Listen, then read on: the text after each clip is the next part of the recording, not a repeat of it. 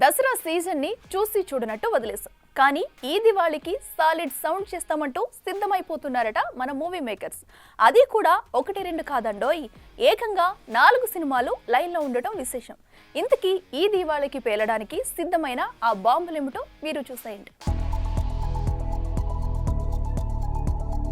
ఒకప్పుడు పండుగ అంటే సినిమా, ఇప్పుడు సినిమా వచ్చినప్పుడే పండుగ నెట్టిగా తయారైంది.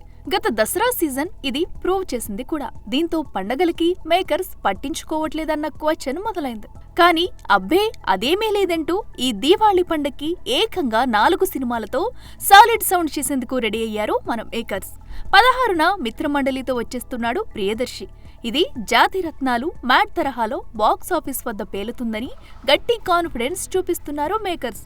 వాలకం చూస్తుంటే ఓపెనింగ్స్ కూడా గట్టిగా వచ్చేటట్టే కనిపిస్తుంది.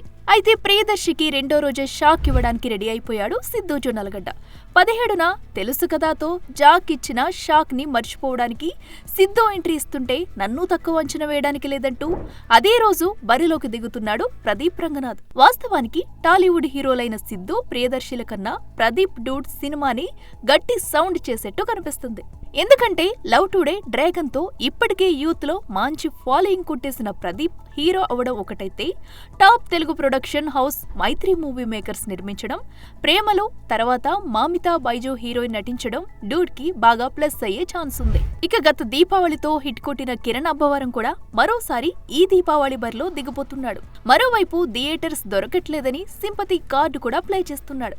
చూడాలి 18న వస్తున్న ఈ సినిమా కిరణ్ కి ఎలా కలిసి వస్తుందో. అయితే ఈ దీవాళి వారు ముఖ్యంగా తెలుసు కదా డూడ్ చిత్రాల మధ్య ఉండేట్టు కనిపిస్తుంది. For more videos like this, subscribe Big TV channel.